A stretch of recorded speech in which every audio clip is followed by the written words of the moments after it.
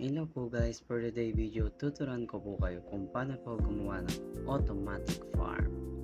At ito pong nakikita nyo sa likod ay isang automatic farm. At pag kinilik po natin itong lever na nasa gilid, may lalabas po na tubig dyan. Yan po, nakikita nyo naman po. Yung tubig naman po, sinisira niya po yung ating pananim at magiging potato po siya. At yung potato po guys is pupunta po dito sa baba ng tubig para itulak niya po dito sa hopper.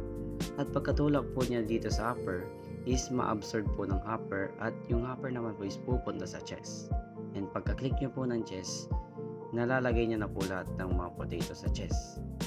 And tuturuan ko po kayo kung paano gumawa. Let's go! Kailangan po guys na meron kayong grass. 7x7 na glass po guys. Yan. Gawa lang kayo ng box. Dire-diretso nyo lang yan hanggang makabuo kayo ng box. Yan guys.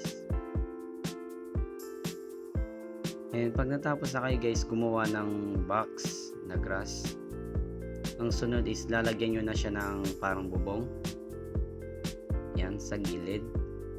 At sa gilid guys, gawin nyo po yung patagilid para hindi po matatapon yung tubig. Yan guys, ganyan. Para siyang upuan. At syempre bubukay kayo sa baba niyan. Tulad ng ganyan. Siguro mga 8 blocks guys. Kahaba. Ganyan. Yung butas na yan guys, lalagyan natin ng tubig yon. Ganyan guys, lalagyan na natin ng tubig yan. Pati din yung kabila guys. Yan. And pag natapos na natin lagyan ng tubig po guys, lalagyan po natin sila ng blocks para hindi po sila matapon sa labas. Kasi pag wala po yung blocks guys, yung tubig po natin is matutulak palabas. Pero pag wala po kayong stone blocks, kahit ano na po, kahit grass pwede po yan. Kahit ano pong mga blocks pwede po, basta afford nyo yung kahit anong blocks, pwede na po yan. And yan po guys, kailangan po natin ng redstone. And yung isa po dyan guys, lalagyan po natin ng redstone repeater para umabot po yung ating switch. And nalagyan po natin dyan ng lever para meron po tayong switch. And hukayin po na natin yan. Gagamit po tayo ng hoe. Lahat po yan hukayin natin. And pag natapos na po tayong maghukay, lalagyan po yan natin yan ng pananim. Depende po sa inyo guys kung anong klaseng pananim po ang ilalagay nyo. Pero sa akin mas maganda po ang potato. Kasi ang potato guys, mas malakang binibigay niyang hungry sa katawan. I guess mas madali siyang makapabusog lalo na paglulutuin nyo. At ang ginamit nyo ay campfire. Yun ang pagkakalam ko guys. Yan.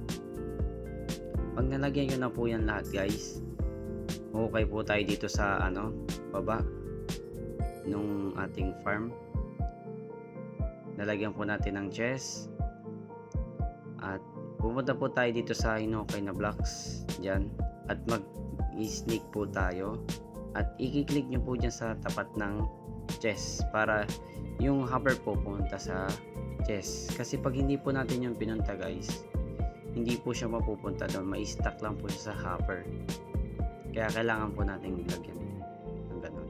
At dito na po sa dispenser, lagyan po natin ng tubig yan. Lahat po yun nalagyan nyo po ng tubig guys.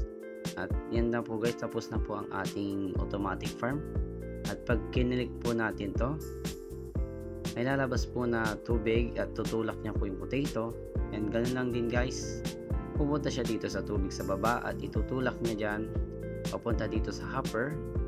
At pagkatulak niya po dito sa hopper po guys, pupunta na po siya dito sa chest. Ganun lang kadaling gumawa ng automatic farm.